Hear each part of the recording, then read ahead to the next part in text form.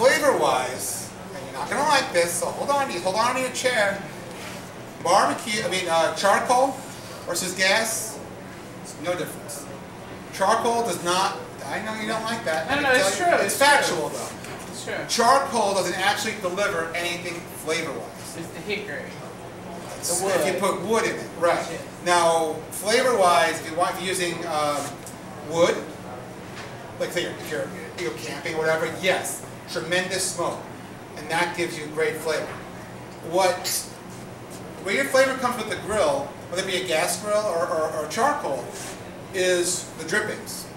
So whatever you have on that grill, whatever it may be, and you have it going nice and slow, and you remember you're on the grill, but you're grilling, you're barbecuing, you're not grilling, you're going to have fat juices dripping. That hits the charcoal, that hits those little, what do you call them? Flavor bars. Flavor bars. I almost said flavor saver for some reason. The little flavor bars, and then the smoke comes back up, and that's where your flavor comes from. So there's really no difference when it comes to that. Flavor comes from smoke. So, we devised a little bit. Using this is nothing. This is the box. This is a metal box with a vent on top. That's all this really is. So we had to devise a way to use this metal box to get smoke. So the method I'm using here actually works really well at home. I get a can. I wrote down number 10. You've seen the larger cans. You see that Costco or BJ's, those nice big cans, canned corn, canned nuts, whatever the hell it is. Get yourself a can. I wish I had one here. Empty it out, clean it out. I get a screwdriver. A Phillips head screwdriver and a hammer. It pops some holes to the bottom of it. About a dozen and a half holes in the bottom. Then you take wood chips, which I have in here. I took it away. Well, you can buy hickory wood chips in these nice little convenient bags. Yeah. Do you soak yours or no? What's that? Do you soak them or no? Do I soak? I don't soak them using this method. A lot of people do. I personally don't. What I do is I take that can, that number 10 can with the holes in the bottom, and I fill it with the wood chips. Now, either I put it up, I have a side burner. I put it on my side burner on the grill, and I crank the heat up. Now, while that's cranking up, on my gas grill, I have zones. If you have a charcoal grill, you can create zones too. Just move all the charcoals to one side, hot, zone, cold zone. Very easy. So I put one burner on to create a zone. Other two I keep off.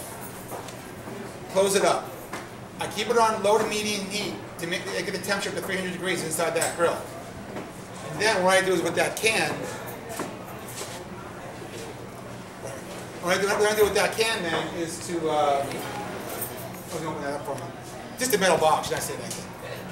What I do with that can is I take that can, what? Now it's better.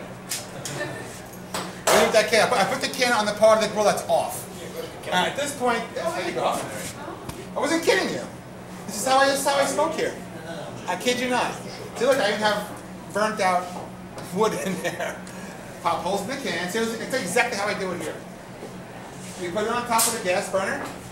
Till that smoke, thick, heavy smoke comes up. And then I take that, I put it onto here. But then at home, what you do is put that onto the part of your grill that's not on. And you put that in the corner.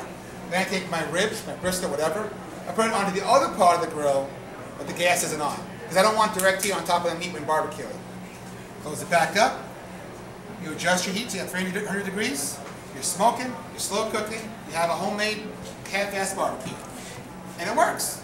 Crazy as it may seem, it works. Yeah, well, I mean, you know, necessity is mother of invention, you know? You put the meat, not the meat and the smoke, nothing should be directly on the heat. When you're barbecuing, you don't want meat on top of the heat. That's grilling. Huh.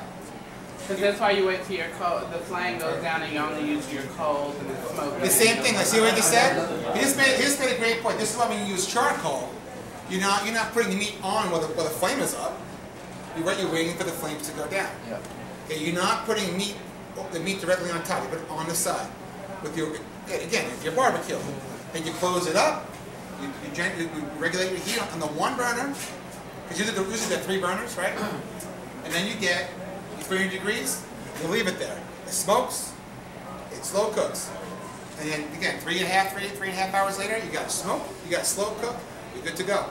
Simple way, without buying a smoker. It costs you the price of a can of nuts or a can of corn at Costco. That's all. That's your smoker, whatever a can of corn costs, whatever that is. You know, a nice big can, you dump out the corn, which is probably garbage anyway, and then you go ahead. And the wood chips are actually burning. They're burning off. What I do is now, there's heat created at the bottom. Yeah. So there is definitely something. It creates embers at the bottom. And then what'll happen is the wood will burn down, but there's no flame. That's the idea. You get those. What do you like? I put it on top of my side burner. Huh. Flame comes on the chip plate, No. and you can feel the